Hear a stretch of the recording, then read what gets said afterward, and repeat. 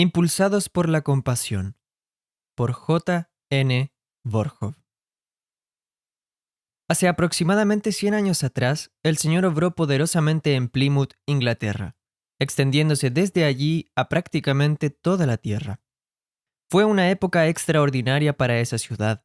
No había hogar, ni siquiera en los barrios más acaudalados, donde al menos un miembro de la familia no se reuniera con los llamados hermanos. El teatro local cerró sus puertas y permaneció así durante 3 años debido al deseo generalizado de vivir separados del mundo. Impulsados por la compasión, estos creyentes se esforzaron en todo lo que pudiera fomentar el bienestar espiritual de las personas. Sorprendentemente, el dueño del teatro, a pesar de sufrir una considerable pérdida de ingresos, no se amargó. Por el contrario, se convirtió y comenzó a reunirse con los hermanos para participar en la cena del Señor. Se construyeron grandes salones de reuniones donde cientos de personas se reunían. Multitudes se congregaban para escuchar el Evangelio y ser instruidas en los principios de la verdad de Dios. Hoy la situación en esta ciudad es muy distinta. No pretendemos analizar cómo se llegó a este punto, ni buscamos hallar un camino hacia la restauración.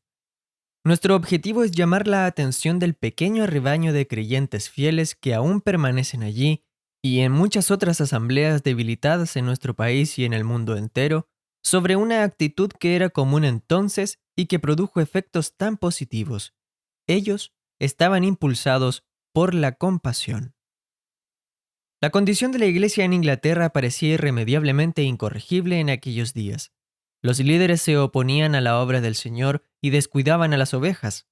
Sin embargo, esto se convirtió en el catalizador para que nuestros hermanos se dedicaran de todo corazón a las multitudes que, inconscientemente, anhelaban ser guiadas y alimentadas. Confiaban en el Señor. Aunque eran plenamente conscientes de su propia debilidad, esto no les impedía realizar la obra. Un espíritu de amor fraternal prevalecía en ellos. Nadie buscaba ser el primero. Más bien, cada uno estimaba al otro como superior a sí mismo. Filipenses 2:3. El amor servicial los caracterizaba hasta en el más mínimo detalle. Se dirigían al Señor, buscaban su ayuda y trabajaban codo a codo en la obra entre creyentes e incrédulos. En Apocalipsis 3, en la carta a Filadelfia, que significa amor fraternal, leemos acerca de poca fuerza, pero también de gran fidelidad. Esta fidelidad se manifestó en que guardaron la palabra del Señor y no negaron su nombre. Debido a estas dos características, debilidad y fidelidad, el Señor se presentó a ellos como el Santo y el Verdadero, quien les había dado una puerta abierta que nadie puede cerrar. Apocalipsis 3:8. Los hermanos mencionados anteriormente estaban dotados con el espíritu de Filadelfia. Eran plenamente conscientes de su debilidad, pero sentían una profunda responsabilidad de sujetarse con firmeza a la palabra y al nombre del Señor. Hallaron la fuerza necesaria en aquel que es santo y verdadero. Al separarse de los falsos maestros, los incrédulos y el espíritu mundano, incluyendo el mundo cristiano, que tiene apariencia de piedad, pero que niega la eficacia de ella, el maestro pudo prepararlos y utilizarlos para toda buena obra. Cristo era el centro de sus corazones. Daban testimonio de él tanto a pecadores como a hijos de Dios, alentándolos a convertirse en verdaderos seguidores de Jesús. Abundando siempre en la obra del Señor y convencidos de que su trabajo no era en vano en él, predicaban el Evangelio por doquier y difundían la verdad mediante la palabra hablada y escrita. Sabían que esto era bueno y agradable ante Dios nuestro Salvador, quien desea que todos los hombres sean salvos y lleguen al conocimiento de la verdad. 1 Timoteo 2, versículos 3 y 4. Compartían sus bienes con otros. Las personas más capacitadas y acaudaladas ponían a disposición todo lo que tenían, su conocimiento y sus posesiones, para la obra del Señor. Conscientes del terror del Señor, el terrible juicio venidero, persuadían a los hombres a huir de la ira venidera. Impulsados por la compasión y constreñidos por el amor de Cristo, predicaban a aquel que por todos murió, para que los que viven ya no vivan para sí, sino para aquel que murió y resucitó por ellos. Segunda a los Corintios 5, 11 al 15. Lamentablemente, con el transcurso del tiempo, su amor se enfrió. Lo que una vez había desarrollado espontáneamente bajo la poderosa obra del Espíritu se convirtió para muchos en una mera formalidad exterior. Así que no solo lamentamos la ruina de la iglesia en su conjunto, sino también el declive del testimonio que Dios, en su providencia, había otorgado a la iglesia en los últimos días. ¿Qué debemos hacer ahora? En primer lugar, debemos reconocer con humillación que nuestra infidelidad ha causado grandes pérdidas. En segundo lugar, debemos pedir a Dios en oración que nos dé la actitud de corazón adecuada hacia las multitudes, que seamos impulsados por la compasión. Aquellos hermanos que inicialmente se separaron con la sencillez de un niño para ser un testimonio ante el Señor, posteriormente se volvieron orgullosos. Esto sucedió cuando desarrollaron la idea de que estaban llamados únicamente a dar testimonio de verdades específicas, dejando la predicación del Evangelio a otros cristianos. Sin embargo, Pablo, quien tenía un llamado especial como administrador de Dios en relación con la verdad de la Iglesia, ¿no afirmó también ser un ministro, siervo, del Evangelio? Colosenses 1, 23 al 25. Y no demostró a lo largo de toda su vida cristiana que además de su celo por enseñar la verdad, tenía una pasión por la salvación de las almas. Dirigió incansablemente a judíos y gentiles hacia Cristo.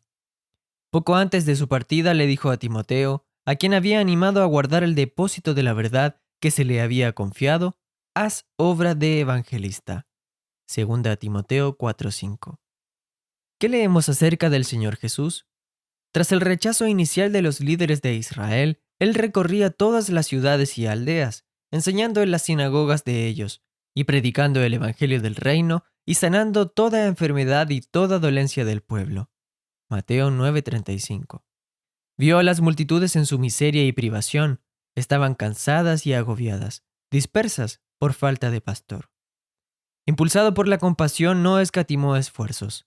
Atendió tanto a las ciudades bulliciosas como a las aldeas tranquilas, enseñando en los lugares religiosos oficiales.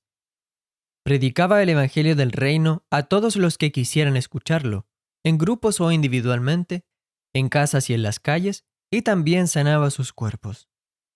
Incluso alentó a sus discípulos, aunque él mismo sería quien enviaría obreros, a rogar al Señor de la mies que envíe obreros a su mies, pues los obreros son pocos. Aunque los líderes estuvieran equivocados y fueran insensibles, el trabajo entre las multitudes, incluyendo el de Juan el Bautista, no fue en vano. Muchos corazones estaban listos para la cosecha. ¿Cuánto debe haber alegrado esto el corazón del Señor? Tomemos nota. Este es el ejemplo para cada época, incluida la nuestra. Y no solo para unos pocos, sino para todos nosotros.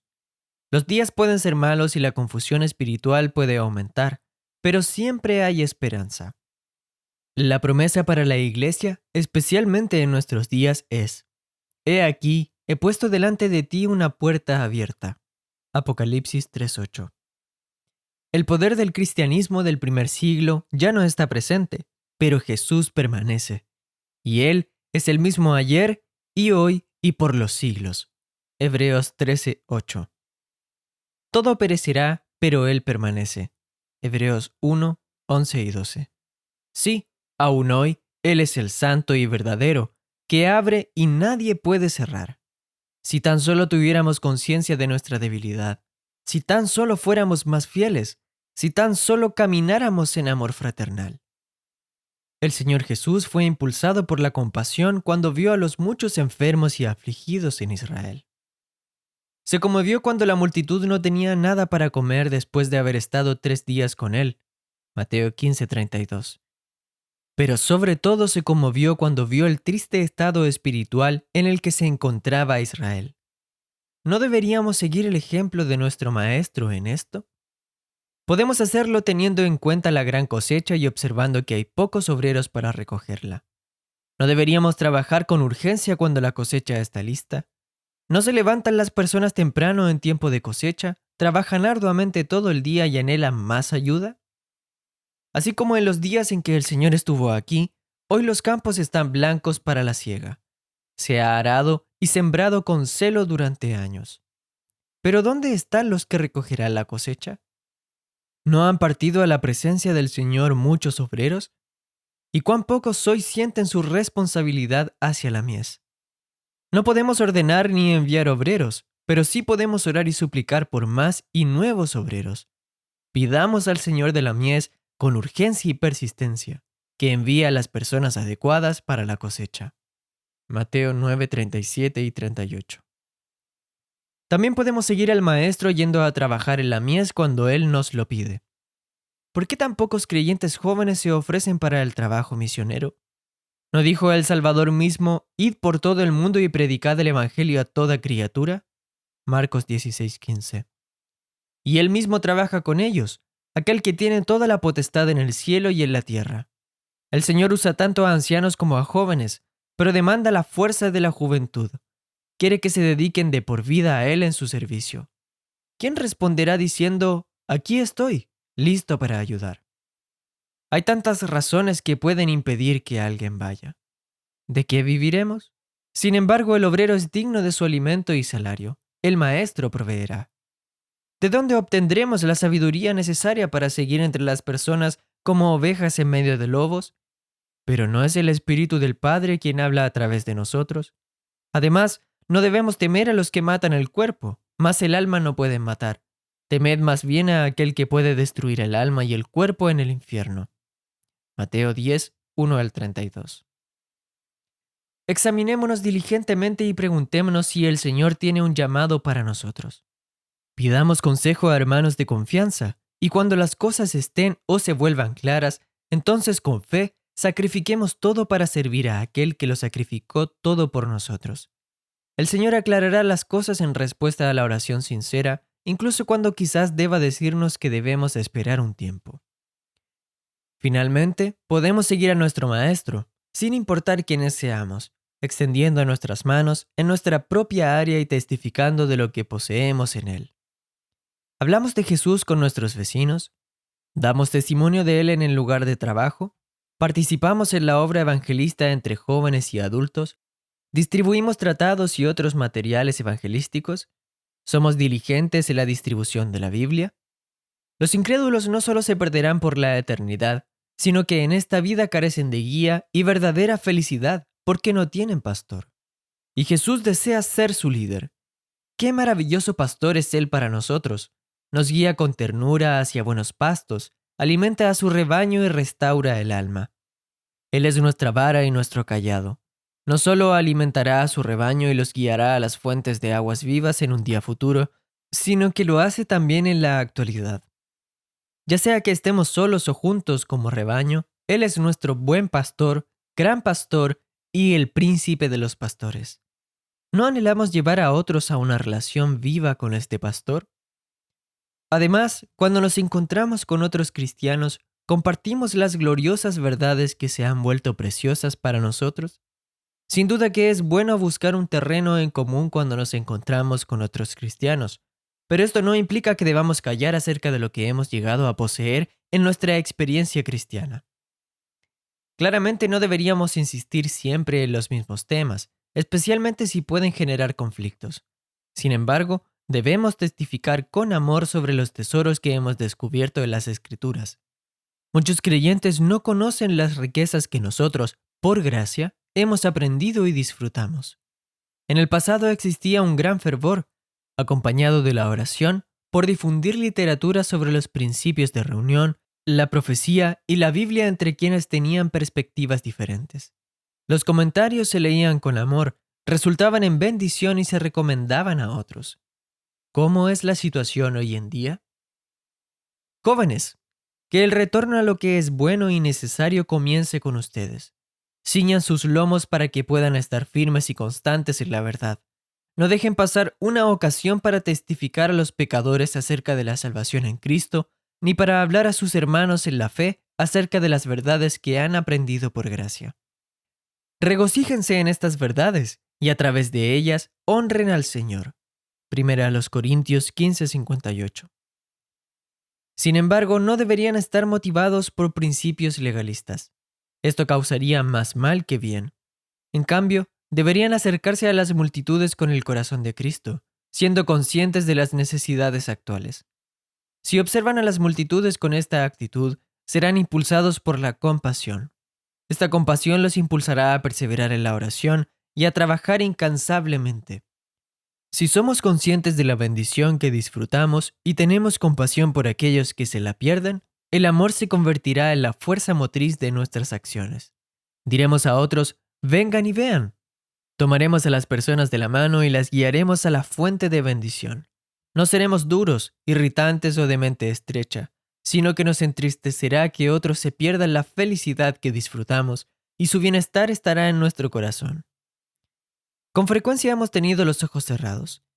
En mi niñez, mi padre solía decir, debemos ir por la vida con los ojos abiertos.